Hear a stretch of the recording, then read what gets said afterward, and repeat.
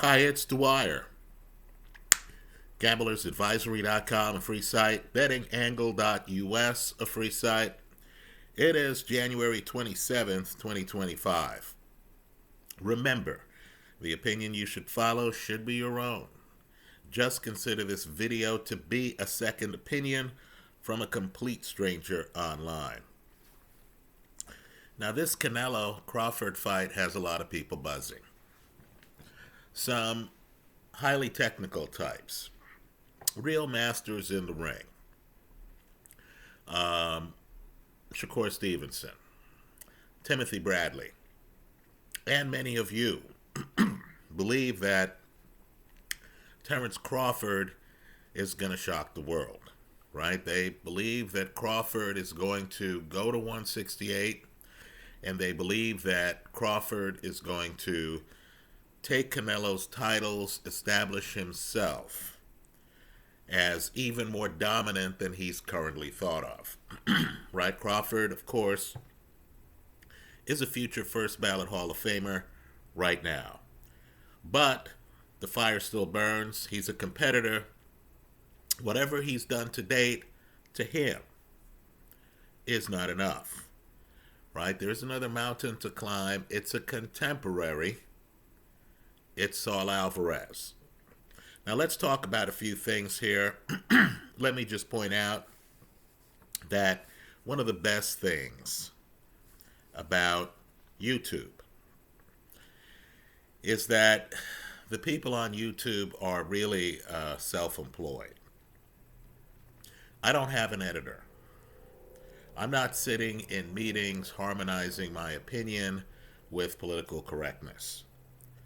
Right? I'm, really uncensored to an extent, as are other boxing pundits here on YouTube.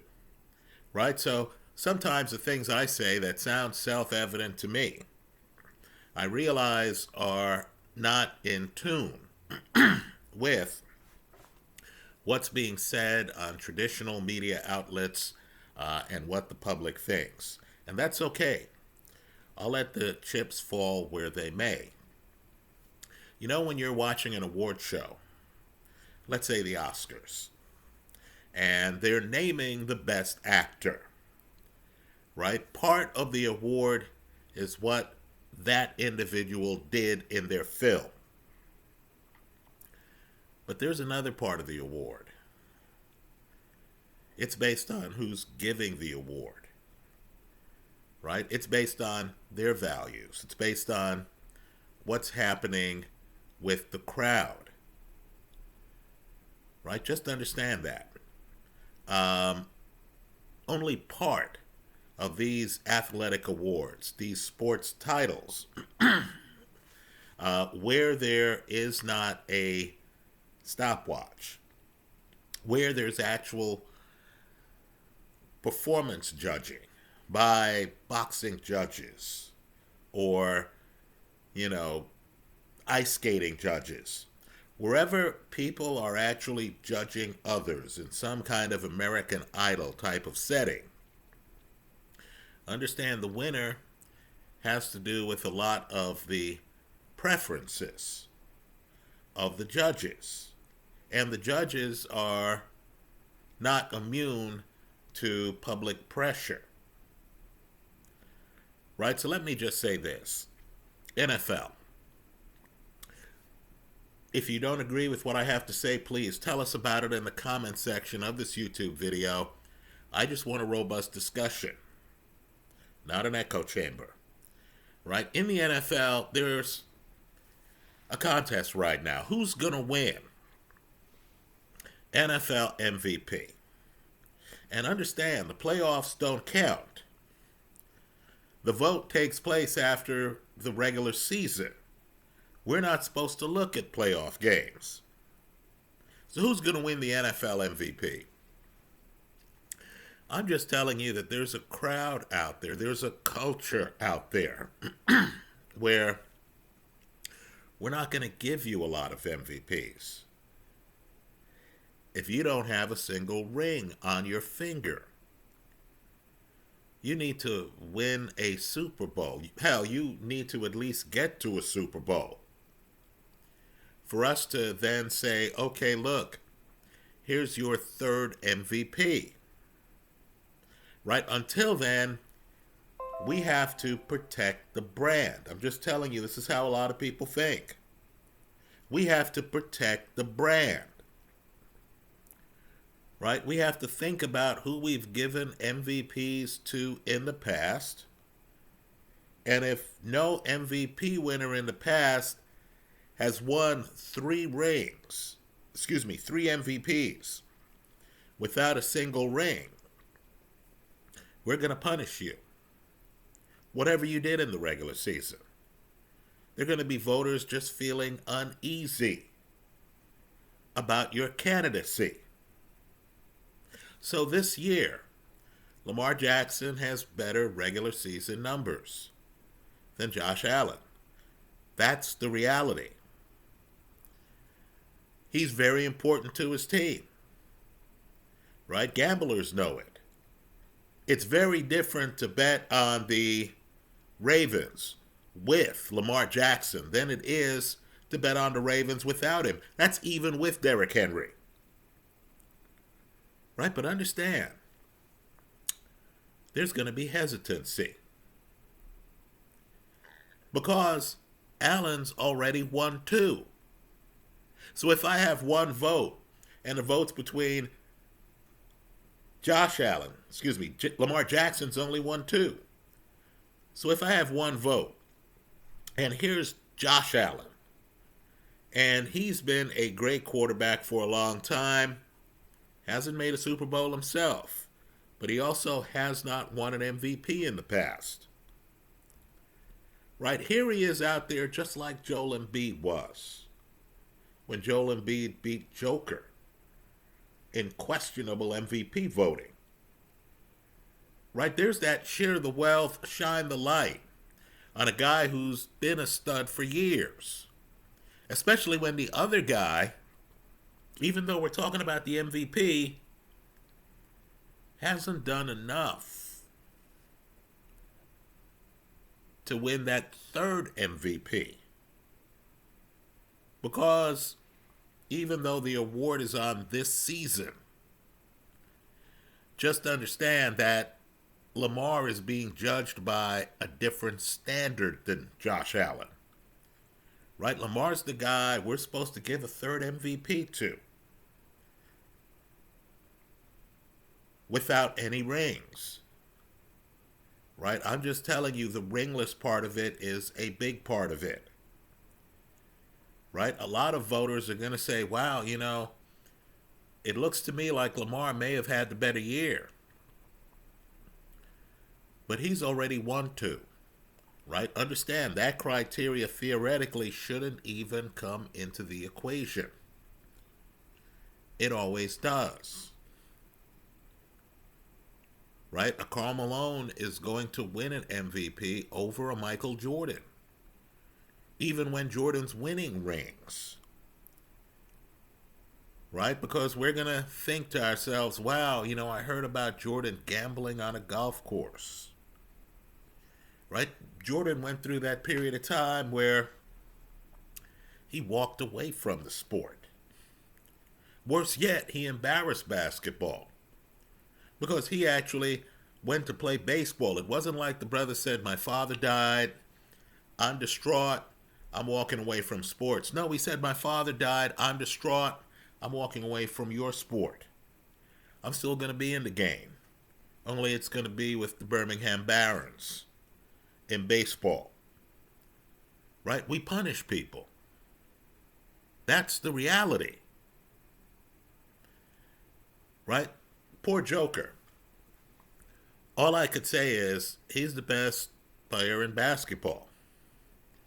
The MVP voting would be different if Joker won a second ring. Right? Hell, it'd be different if Joker got to the NBA Finals again.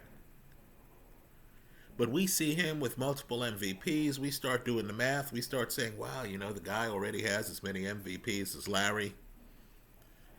We start, saying, wow, how many MVPs are we going to give this guy? He already has more MVPs than Curry. So let's talk about Terrence Crawford. Let's talk about boxing. Folks, I know many people are excited about the fight and stuff like that. It's not a level playing field.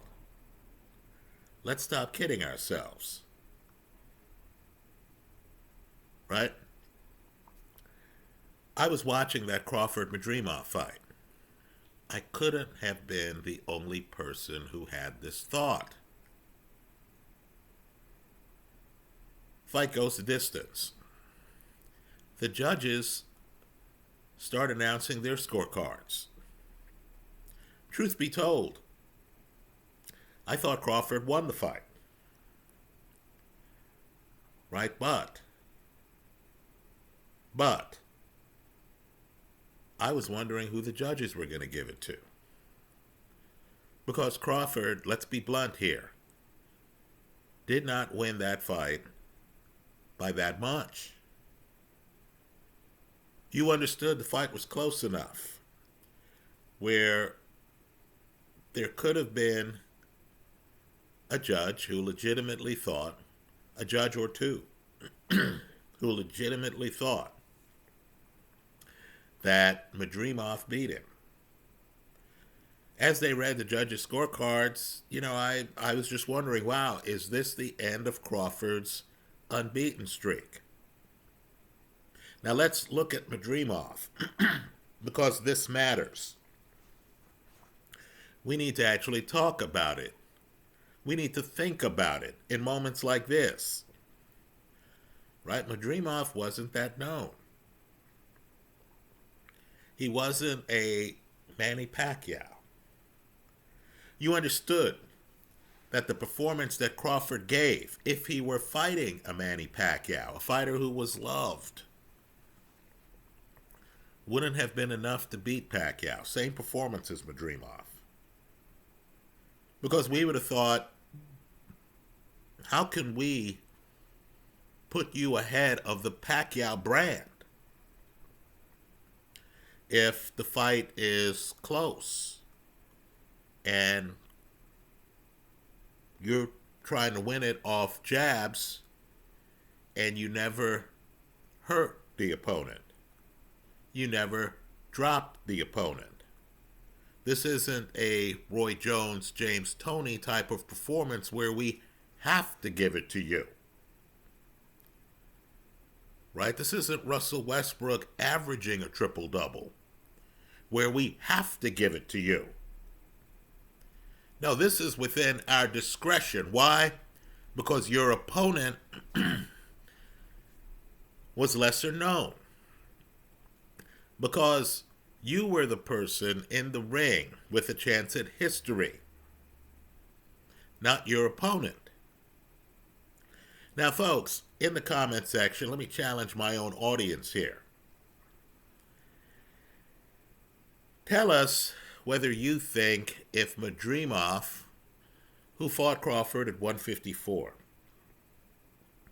was Canelo fighting the same fight that Madrimov fought against Crawford, would Crawford have gotten the decision? Isn't there part of us who would say, you know what? Canelo's a loved fighter. He's a box office king in the sport. If we're going to unlodge him, the opponent has to beat him, particularly if the fight's taking place in Canelo's weight class.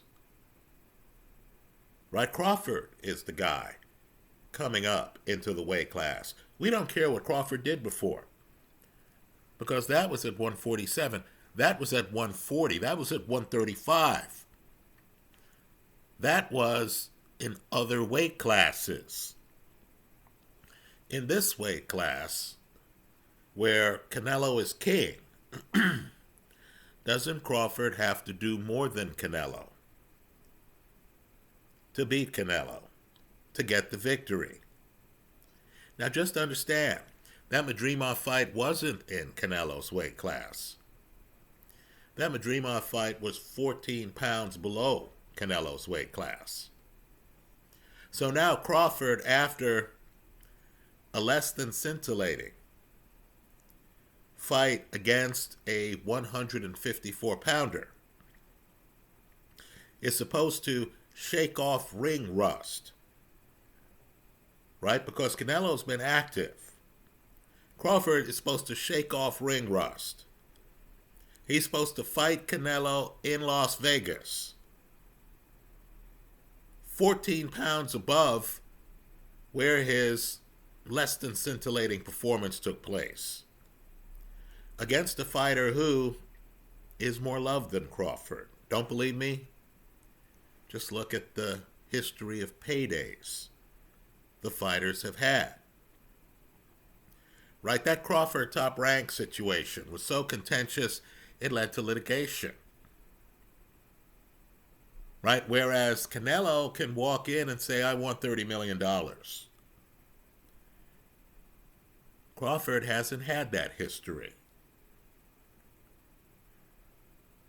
Let's segue here. It's important that we do. Let's segue to a historical fight. Hagler-Leonard, 1987, I believe. Right? I need for folks to understand that Hagler, dominant champion, one of my favorite fighters in history. Right? Just understand that Hagler was not loved like Ray Leonard. Right? The same way I can say Floyd Mayweather for all the box office. Right? Money Mayweather. He was not loved like Manny Pacquiao. Right? You understand the loved fighter. Right? The heavyweight division has had a lot of turbulence. The public loves Anthony Joshua. Right? Understand, I'd make videos here online. In a 25-minute video, I'd make maybe one or two comments on Joshua not fighting Deontay Wilder, and I would literally get a dozen or so comments, right? My site's not that big. I'd get a dozen or so comments basically saying, why are you singling out Anthony Joshua? Right? You had the Wilder is avoiding Joshua crowd. Right? I understood. That's when I understood. This guy's loved. This guy not only has a huge fan base, it's a passionate fan base. Right now, we're here in Boxingville, where the fans are hardcore fans. So hardcore, they're watching YouTube videos on the sport. Right? But I just need to remind people, Terence Crawford, as great as he is, Crawford's one of the best I've ever seen. Understand, I pick Crawford over Errol Spence. Right? I'm not a Crawford hater, not by a long shot. Right? I admire Crawford quite a bit. But on the world stage, Crawford is not remotely in the ballpark of the level of adulation that Canelo has. Now, I understand. Part of it's generational, right? I've noticed that younger people, for example, those interested in the Canelo-Jaime Munguia fight, many of you wanted Munguia to beat him, right? Canelo's over 30. Canelo's viewed as an older generation, right? Understand, too, older people, people my age,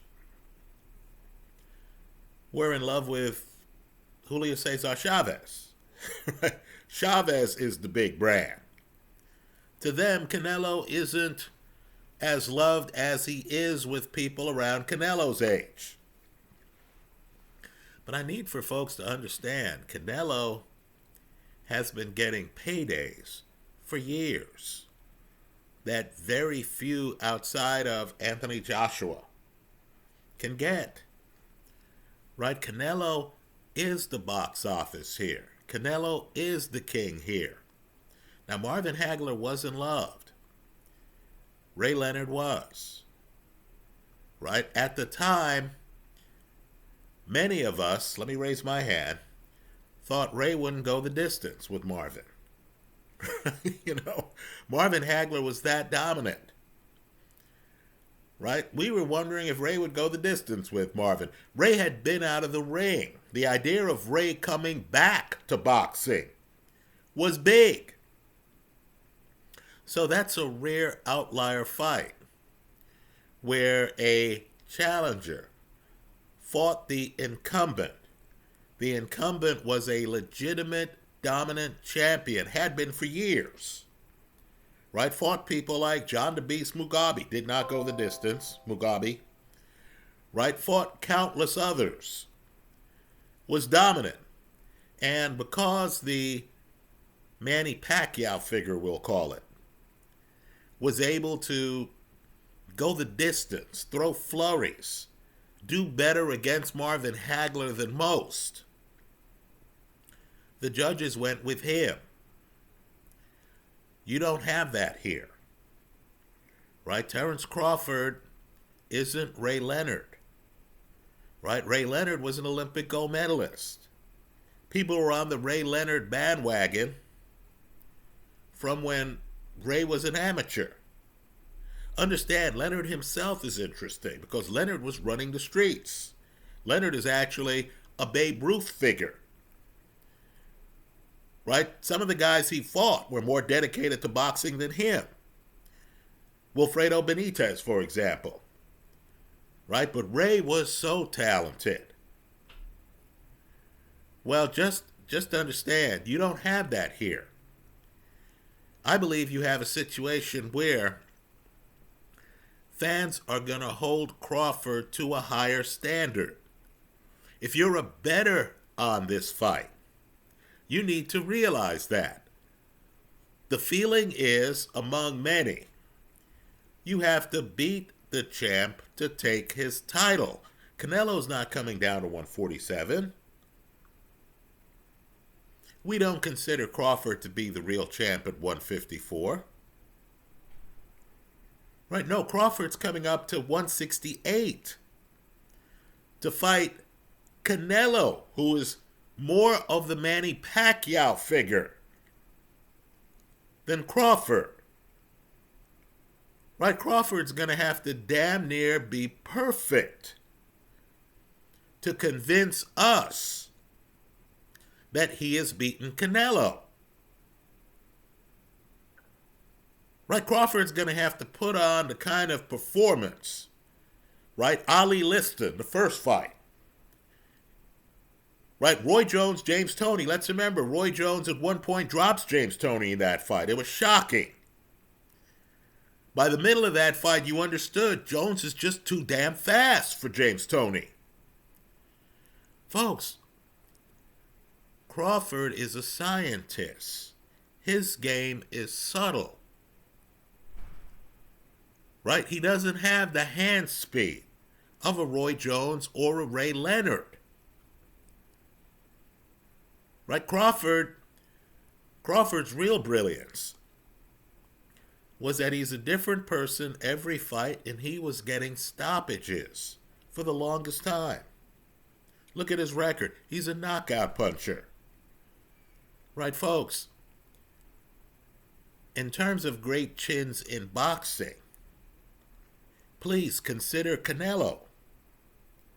Right? In the comment section of this video, name the fights where Canelo has been knocked down. Right? Understanding that he fought Miguel Cotto. He fought James Kirkland. He fought Callum Smith.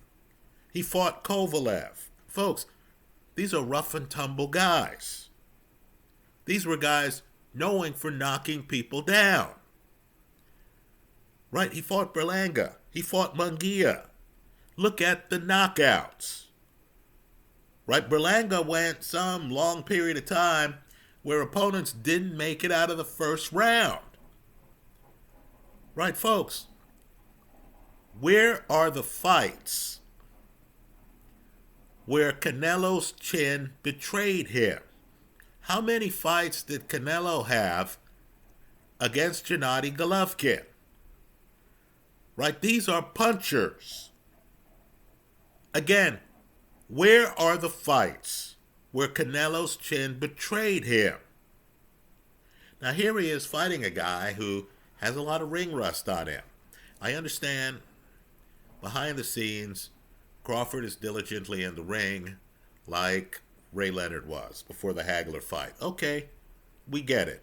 There are things happening behind the scenes. Crawford is a craftsman at the end of the day. Right? I have no doubt about that. But understand, Crawford's been winning fights by stoppage. He's fighting a guy here who's much heavier than him, 14 pounds heavier. Right? Who has a great chin. Hasn't been dropped even though he's fighting very hard punchers. Right? Folks, Crawford's not getting the stoppage. Let me say this too. Canelo, to me, is highly skilled. Right? I don't have to rely on statements from Floyd Mayweather or anybody else. I've seen enough Canelo fights. Right? Canelo is the bigger puncher than Crawford. If I heard that the Crawford-Canelo fight ended by stoppage, before I heard the next sentence, I would think, wow, so Canelo caught up with him. That's much more likely than the reverse, isn't it? But more importantly, as I believe we'll find out with Lamar Jackson, understand, while Canelo can run a 9.75 100, right?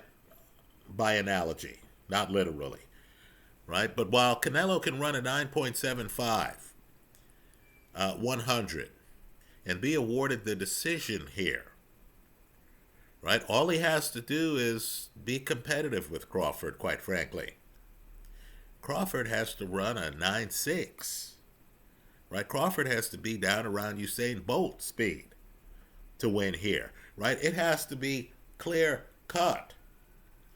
In other words, like that Jones-Tony fight, Crawford needs to knock Canelo down, then Crawford needs to just look too damn slick, where by the time the 12th round starts, you're thinking all Crawford has to do here is stay on his feet, stay upright.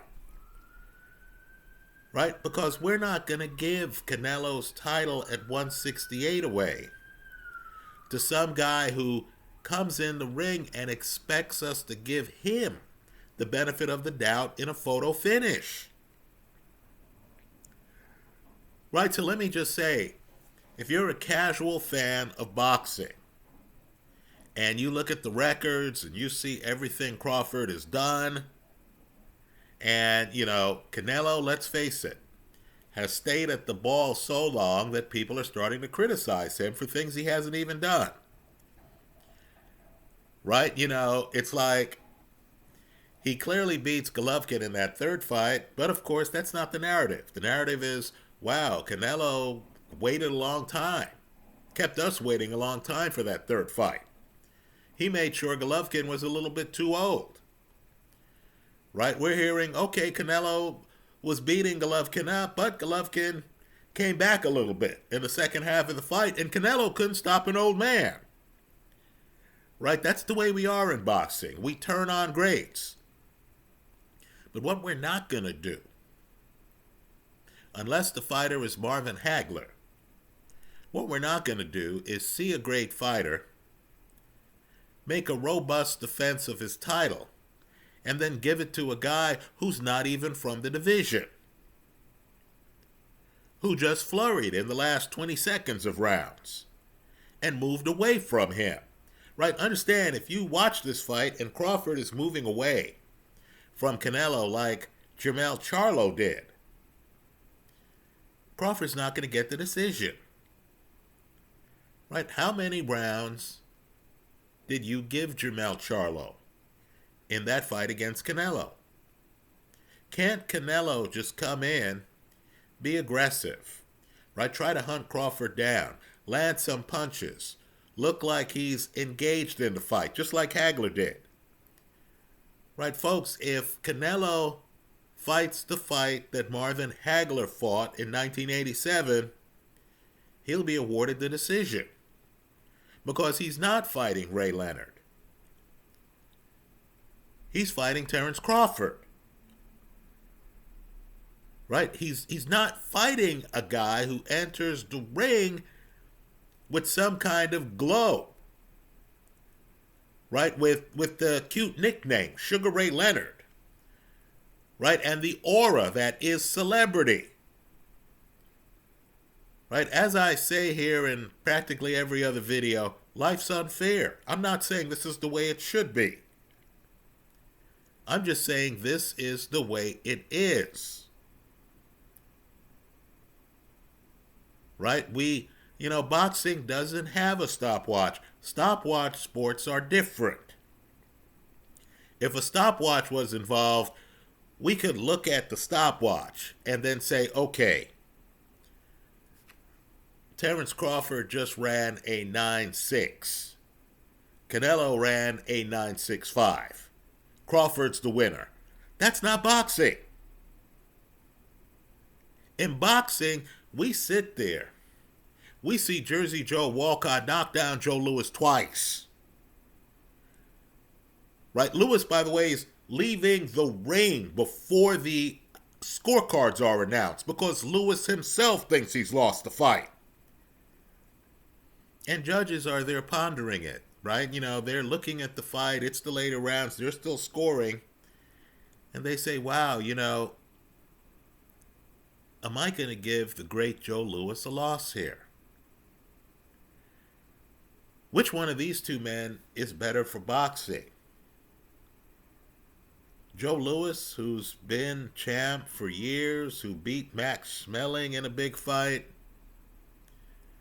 right, who's one of the best quote machines in the sport, right? He can run, but he can't hide. They would talk to Louis about a victory. Louis would say, another lucky night, had the persona, could sell tickets anywhere. Or are we going to give it to the other guy who may have done better, but Joe did look good in the slow rounds? You know how judges rationalize things. Folks, that's the life we chose here. If the Canelo fight goes the distance, right, just understand, if Canelo does what he did against Berlanga, Munguia, Charlo, I'm just naming recent fights, right? If Canelo knocks down Crawford and Crawford has to get off the canvas, ref misses Crawford getting knocked down in that Mean Machine fight. Take a look at that fight. Right? If Crawford has to get off the canvas, and if Crawford doesn't knock down Canelo,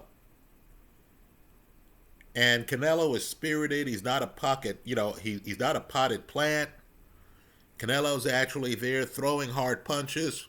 You're aware of Canelo's power because his shots have ferocity. There's no way Crawford gets the decision. Understand, if Crawford doesn't knock Canelo down and both guys are standing the entire fight, and Canelo's coming forward, you and I know Canelo's going to take a round or two off. You and I know that's going to happen. But let's say Canelo's coming forward, and for the majority of the fight, Canelo is showing no fear of Crawford's 147-pound power. Right? I can't even call it 154 because Madrimov never hits the canvas, does he? Right? Crawford's last stoppage was at 147. Right? Let's say Canelo's coming forward. Understand, Canelo by default has great defense. It's not like Canelo's ever running in and getting hit with shots. No, Canelo's coming in. He has a short neck. He has his head leaned. He has shoulders in the way. Isn't this the Canelo you know? He's leaning this way, he's leaning that way. If Canelo's coming forward, Crawford finds him harder to hit than most, and Canelo's landing his share of shots, folks, he's going to get the decision. If the fight's close, the judges are going to ask a foundational question. Am I going to vote against one of the cash cow fighters in this sport? Am I going to have Canelo lose his title in a fight where Canelo was not knocked down and threw a fair share of punches? Folks, I believe the answers to those questions are likely no. Right? Close matches go to the cash cows. Close matches go to the champion. Boxing has a long culture of you have to beat the champ to take his title. Right? Think back on Hagler. Hagler fought Vito Ortifermo, the champ at the time. Hagler was not awarded the belt, even though if you watch the fight, you thought Hagler won the fight. Right? Because there's a boxing culture of you have to beat the champ to take his title. Now, for whatever reason, think about the guys who've been robbed. Larry Holmes, one of the best I've seen, was not a loved champion. Right? Understand, Larry dominated Ali. Right? Larry used to be Ali's sparring partner. Larry dominated Ali when they fought. Ali was loved to the point where Foreman only gets 9 seconds to get off the canvas in the Rumble in the Jungle. Right? Think about it. Right? Ali's loved to the point where the referee is watching him in the Frazier rematch. Right? Frazier beats him the first time. And Ali's holding down the back of Frazier's neck. It's illegal. And that goes on the entire fight. Right? The Larry Holmeses, the Marvin Haglers, weren't loved. They were dominant champions. They're Hall of Famers.